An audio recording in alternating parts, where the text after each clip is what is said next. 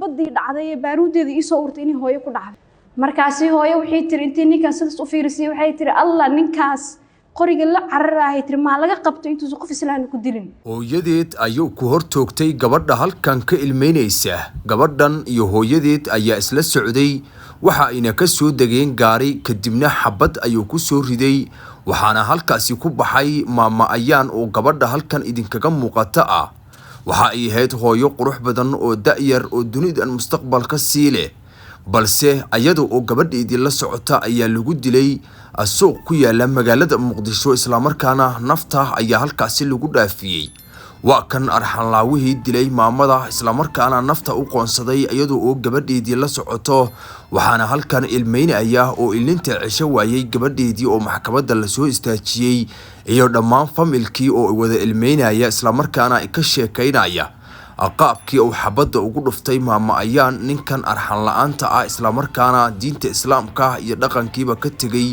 balwaduna dileetay isla markaana gabadha yarta ay iska ilmeynaysa ku hor dilay hooyadeed badii dhacday baaruudeeda ii soo urtay inay hooyo ku dhacday meeshii aan qayliyay dada ii soo orday eeqra soo dhawow maxkamadda warbixin ahaan ay ku dhigeysan doontaa insha Allah duu ilaahay raado marxuumadda maxay ku taaday hooyadeed amigaas ma wada socotiin hooyo horta hooyo anigii iyadoo ka nimid dhinaca suuqa bakaaraha oo saaran gaari biyaal ah gaarigii markuu soo dhow yahay x laakiin uu sa gaarin meesha dhuxusha kabarada kalluunka lagu gado inoo dhowdahay laakiin waxaan ku sii marnay wadada geeskeeda meel dad ku shumumsan yihiin oo uu dhex taagan yahay nin la celcelinayo qori wato oo ninka uu baxbaxsana markaasi hooyo waxay tiri intii ninkaas sidaas u fiirisay waxay tiri alla ninkaas qoriga la cararahay tiri ma laga qabto intuu qof islaam ku dilin marka sidii aan uga soo gudubna maadaama gaari saarneen isla markiiba gaariga nama soo gudbin gaariga dhinacaas ka yimaad exit ma geeyo ka soo ku dhiga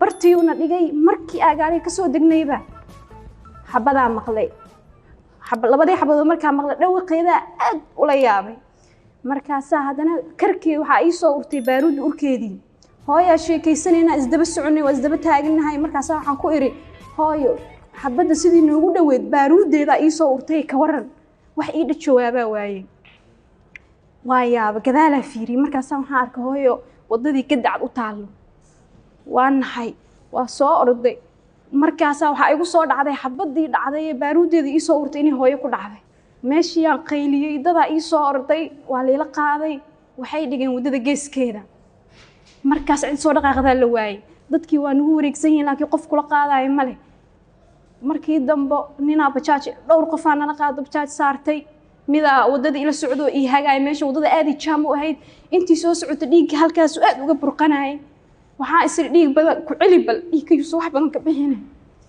inta shareerka wata halkaas inta ka saaray waxaan sameeyay waan ku ciliyay marka waan yaabana waxa la dhiig xaquu ka socdaa waaba meeshii gacanta ku haysaa ilaa xabad intii halkaas ka soo baxday ka baxday anna ma ogi mariyaygi waa qoyeen wada dhiigay noqdeen marka waan soo baxnay xoogaa wadada jaam ay ahayd isbitaalka yaa keenay cabaar markii isbitaalka lagu jiro waxa la yiri hooyo waa dhimatay isbitaalka ku dhimatay isbitaalka Digfeer hooyo xabada xagee uga dhacday madaxii uga dhacday horma ka dhacay mise gadaal dhinacaani ka soo dhacday markaas u soconay dhinacaani uga soo dhacday dhinaca midig halkaas waxa uga taalay meel aad u dilacsan uga taalay marka ani waxaan moodaa in halkan ka soo gashay halkaan aan shirkayga inta duuduubay iyo xijaabkayga qayb kamid ah ku haayay dhiigi waa joogsalaya ila qaybta dambe uu ka socdaa ayada dhar madmadoow wadatay dhiigi lama dareemeyn laakiin aniga xijaab midab furan watay iyo saakadeedii waxaygiyo dhan dhiiga qoy iyo bajaajta saarneenba adiga maxaa qabataa oo camal ah waxaan ka qalin jabiyay jaamacadda Muqdisho ardaydii hadda qareenadii la qaadanayay ee ku guuleystaan kamid ahay aniga laba baaloota ku riday labada baaloota ariday yaa ku riday oo u waday xabadaas aniga adinaafaca u waday baaraha wuxuu dhahay markay adinaasir xabada riday mooto bajaaj ku cararay aniga mooto bajaaj kuma cararin mid kale meesha kaamira ku xiran inaa sanduuqda taagana waa keeneen baarahay maxay u keen waayeen anoo xabad riday mid kale fooqaqa xabadaha kirida waa soo qaateen sida ay sheegeen haddii fooqaqaas iyo qoriga xabadaha ku jira isla hadaan dembigaasna dusha saaranayo marka intaasaa leeyahay. habeenkaas meeqa qofood ahaydeen idig? 3 qofood ahayn. adig iyo aniga Isaal iyo yar kale Caamir loo nagu ciidan asne. qofka taleefankaas ku haysateen yuu ahaa? waa Cabdinaafac waay. Cabdinaafac haa Cabdinaafac goorma taleefanka ka qatay? muddo adiga 3 isbuuc ka soo wareegtay marka. okay habeenkaas aragteen waa ka soo qaatay mobilkayga horta xaafadiisa ka soo watay. kii uu ka qaatay ma ka soo qaatay mise miduu isaga leeyahay? aniga ma ka qaadan aniga xaafadiisa waxa ugu soo waday inaan saldhig isla aadno saldhigaan gees marka xaafadiisa ka soo fogeeyay ex maray saldhiga u dhawaay oo dha mobilkayga qaado mobilkayga kaas isku bixi kan qaaday iga la saldhiga ay geyn ma ka aqbashay Cabdinaafac markuu ku dhahay taleefankayga qaado waxba saldhiga ay geenin? waa ka aqbalaa laakiin mobilkayga kadib maxaa loo baahday?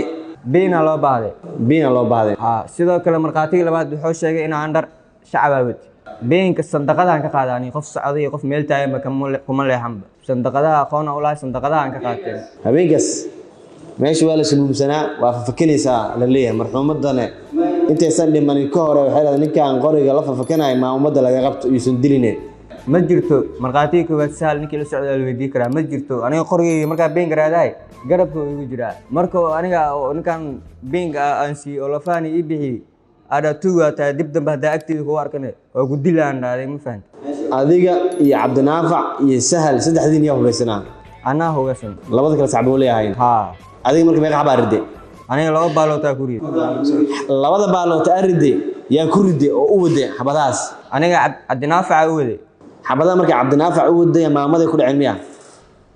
ma dhicin aniga labadeeda baaloota koraa u riday maamadan gadaasheeda ku dhimatay sheegooyaan oo laambi gadaal iga jira saan xaafada iga jiro aniga saana u riday labada baalood koraana u riday waa kaasa. adiga ciidanka xooga goorma kugu dambeysay? sanad ka hor. qorigaaga aniga waxa ciidanka waxa Ismaaciil geey Axmed Abu Qoryaha ka soo reer dilay ama xabadaha riday xabadihiisana maamada ku dhinteen? wiilkaas u istaag ninka habeenkaas ma aragtay?